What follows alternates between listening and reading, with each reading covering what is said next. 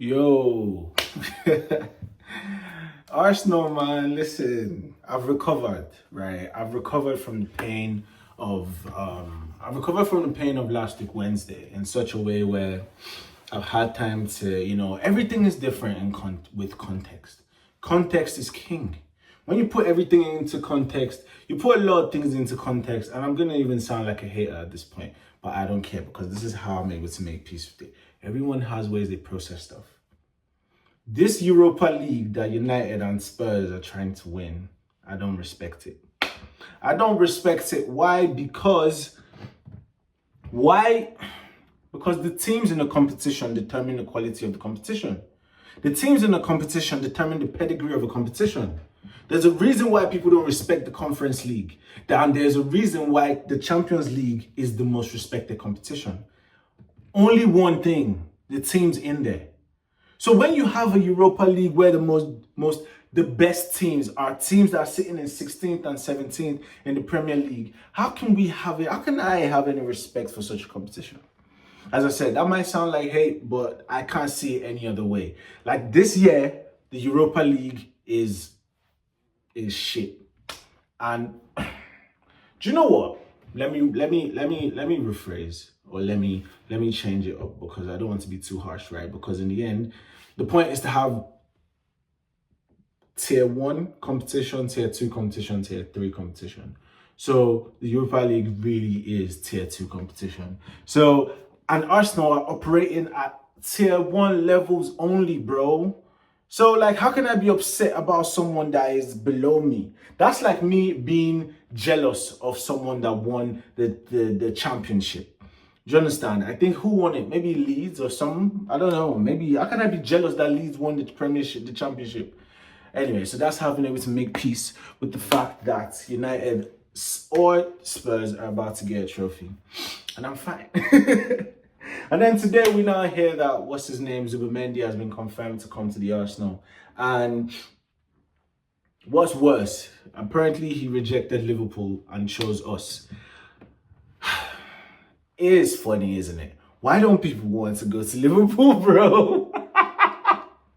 Liverpool keep winning shit. Liverpool keep trying to remind us that they're the biggest team in the country. But nobody wants to go to your club, bro.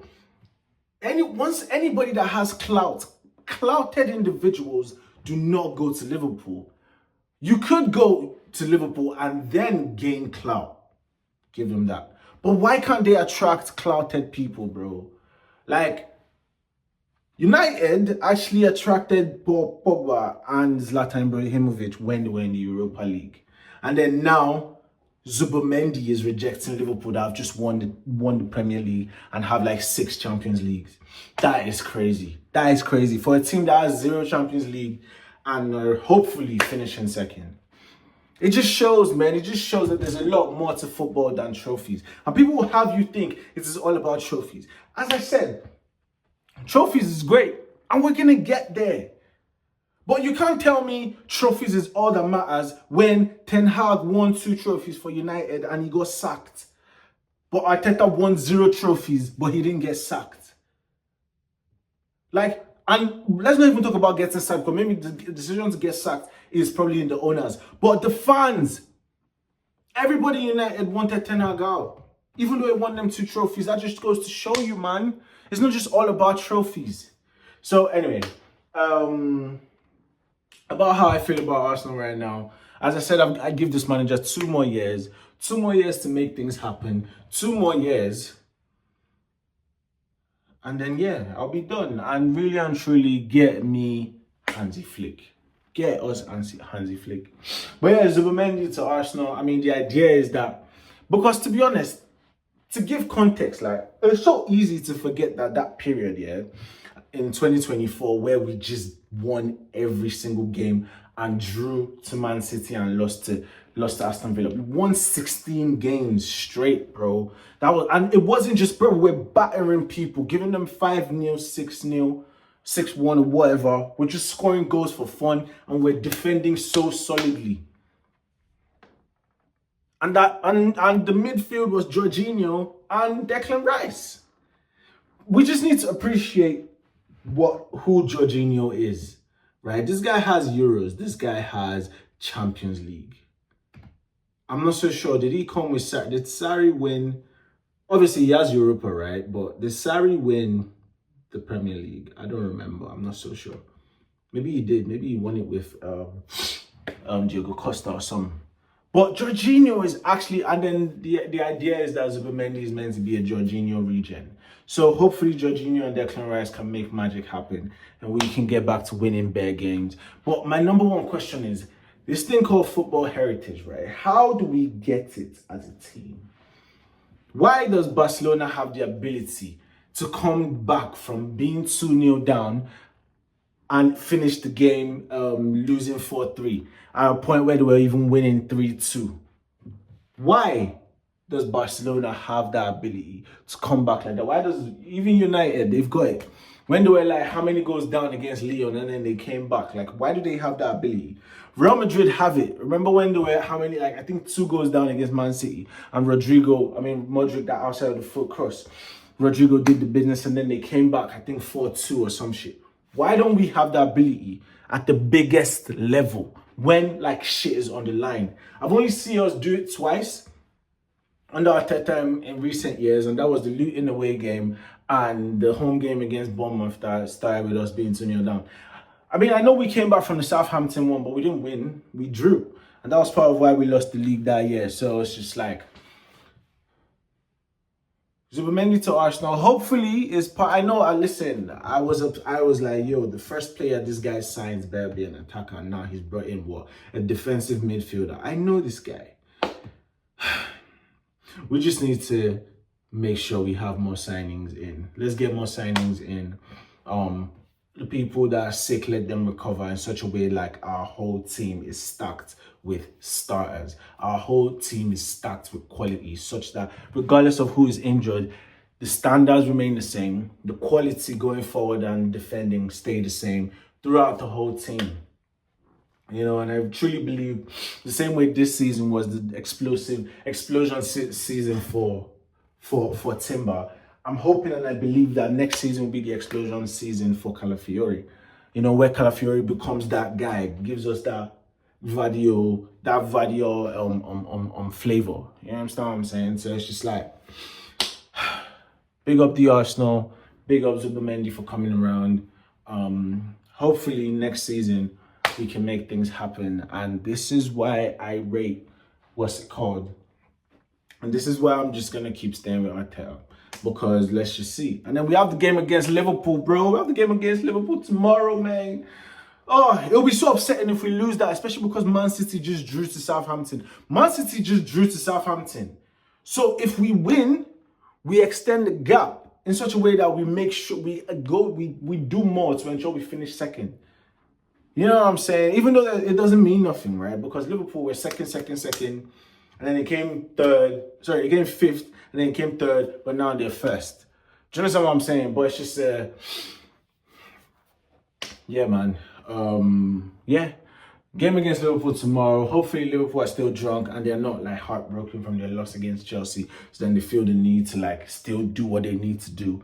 Do you understand what I'm saying? I just hope like we're able to really do the business against Liverpool and give ourselves some feel-good factor, you know? The next time I want to make a video reacting to the game tomorrow, I want to be coming here full of joy. I mean, not 100% joy, but like reduced, even more reduced sadness, if you get what I mean, because it's not been easy. It's not been easy seeing these guys get to a final and then our team finishing again with nothing and having to like sustain all the banter and then give it back and then sound delusional, but just sound like I've just got blind faith. And then someone asked me a question. All right, cool. What are your criticisms about Arteta? Because you never seem to criticize Arteta about anything.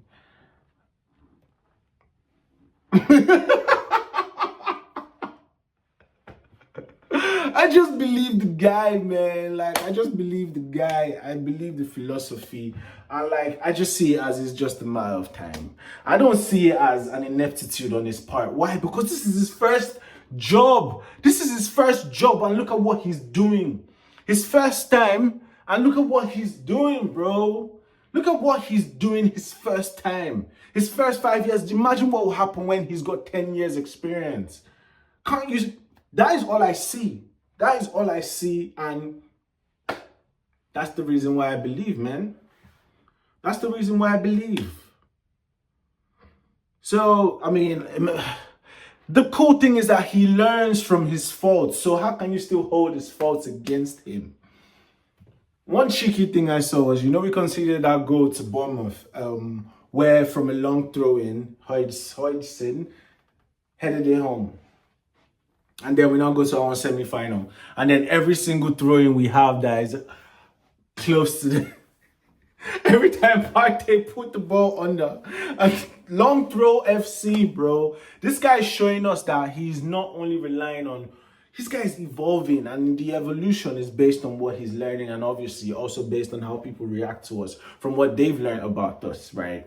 So it's a case where you guys can't make fun of us for playing beautiful football and winning nothing. And then now that we're no longer really focused on the beauty of our football, yeah, we're still winning nothing, but you still can't criticize because you made it look like... So it's just every criticism of Arsenal, just really and truly, when you look at it, really, it usually just falls down, and it just falls down in the face of just bias and just hate.